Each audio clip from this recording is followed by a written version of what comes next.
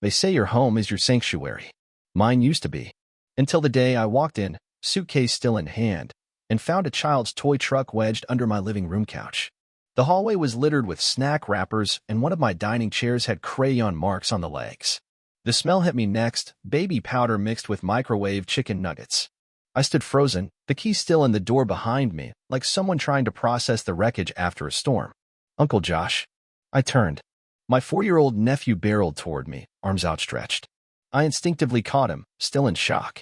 Behind him came another, his older sister, with a tablet in hand and jelly on her shirt.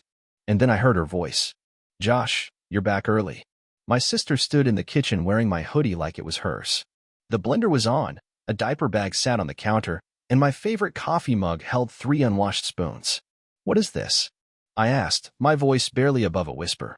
She looked at me like I was the intruder. "Mom said you wouldn't mind. It's just temporary." I didn't respond right away. I stepped past her into the bedroom, my bedroom, which was now occupied by a pack, in play, a pile of unfolded laundry, and what I assumed was a sleeping toddler. My bed was unmade. The TV was on. My nightstand drawer hung open. I backed out slowly. "When?" I asked. "Last week," she said, unbothered. "I was having a tough time at Mom and Dad's. You weren't using the place anyway. Did you? Did you take my key?" She hesitated. I asked Mom for the spare. That was the moment the weight shifted. Not just in the room, but in me. Something subtle and permanent. I looked around at my apartment, my quiet, hard-earned, carefully kept space, and realized it wasn't mine anymore. I called my parents. "Oh, honey, it's not a big deal," my mom said. "She just needed some breathing room. Be understanding." I stood in the hallway listening to them justify an invasion of my life like it was a weather forecast no one could control. I didn't know it yet, but that was only the beginning. By the next morning, the shock had dulled into something heavier. I walked through my own apartment like a guest, opening drawers and closets, taking silent inventory of what was missing or out of place. My spare razor was gone. The stack of vinyl records I'd inherited from my grandfather was now leaning against the wall, exposed, one sleeve bent from being used as a coaster. My work laptop had been shoved into a cabinet under the TV, next to a bottle of baby shampoo. In the kitchen, my cast iron pan, something I'd seasoned over months, was soaking in soapy water. When I asked about it, my sister just blinked. I thought it was dirty. "You're not supposed to soak cast iron," I said, trying not to let my voice rise. "Well, it's just a pan," she replied, dismissive, flipping through her phone. It wasn't just a pan, and this wasn't just a misunderstanding. I tried to talk to her, really talk. I sat down across from her after the kids went to bed and asked her how long she planned to stay. She barely looked up. "Just until I get on my feet," she said. "You said that 3 months ago, the last time." Her shoulders stiffened. "That was different. And Mom said you were okay with it."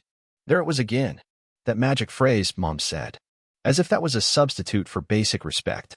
When I called my parents to explain how disruptive this was, that I couldn't work, that my things were being damaged, that I felt completely displaced, they sighed into the phone like I was the unreasonable one. "She's your sister," my dad said. "She's trying her best. She's got 2 young kids," my mom added.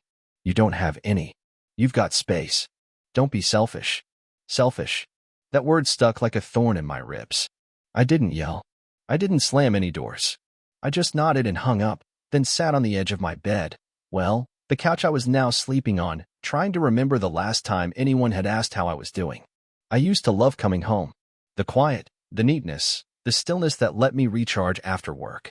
Now, walking through the door felt like entering a crowded waiting room, only no one was waiting to leave. My sister's boyfriend showed up that Friday. No warning, no heads up. Just a guy I didn't know sitting on my couch, socks off, drinking from one of my mugs like it belonged to him. The kids were running in circles around the coffee table, and no one even looked up when I stepped in. I cleared my throat. "Hey." He turned slightly, nodded. "Sup." That was it. I stood there, taking in the mess. The floors were sticky from spilled juice. Crayons littered the rug I'd saved months to buy. Someone, probably one of the kids, had drawn a smiley face on the wall with a marker. That night, I texted my mom. "Her boyfriend is staying here now?" The reply came fast.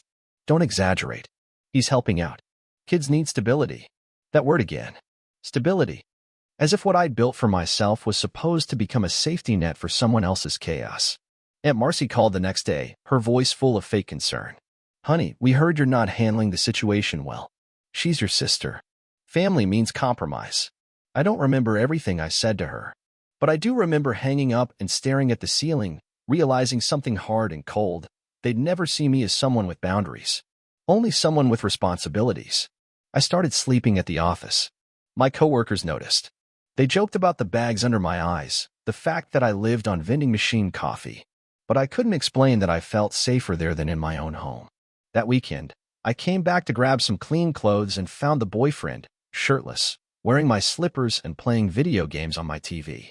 I didn't say a word, just went to my room, shut the door, and sat on the floor, gripping the handles of my overnight bag until my knuckles went white. Something had to change, because if I didn't stand up for myself now, I'd lose the last part of my life that was still mine. I gave them 2 more days. Not for them, for me. To be sure, I wasn't acting out of anger, but from the calm that comes after you've been pushed too far, too many times. Monday morning, I left a note on the fridge. We need to talk. Tonight. 7 p.m. I came home early, cleaned the living room, lit a candle, maybe out of habit, maybe to remind myself this place used to smell like eucalyptus and not burned waffles and wet socks.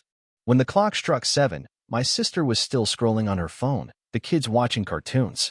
Her boyfriend wasn't around. I cleared my throat. She didn't look up. I need you, and the kids out by the end of the month. She blinked, like I'd spoken a language she didn't understand. Out. She repeated. You're kidding. I wasn't. I explained that I'd already spoken to the building's property manager. Legally, she wasn't on the lease. She had no right to be there, and I had every right to remove her. She scoffed. So you're gonna put your own sister and her kids on the street? No, I said evenly. I'm giving you 3 weeks. And I'll even help cover a motel if you need it short term. But you can't stay here. Not like this. She stared at me like I was the villain in her story. But I was done being cast in a role I didn't choose. Later that night, my phone rang. It was my mom. You can't be serious, she said without hello. She has nowhere else to go. She had time, I replied. This wasn't an emergency. It was convenience. Do you have any idea how cruel this is? That word cruel stung, but not for the reasons she thought. Because I remembered every holiday when I came second, every conversation where my needs were brushed aside, every time I swallowed my voice to keep the peace. I took a breath. I'm not being cruel. I'm setting a boundary. There's a difference. After the call, I emailed a lawyer. I wasn't looking for drama. I just needed a plan in case this turned messy. Because my gut told me this wasn't over. That week, the atmosphere in my own apartment shifted. I came home to doors slammed, laundry piles in the hallway, and whispers I wasn't meant to hear. But I'd made my choice. And I wasn't backing down.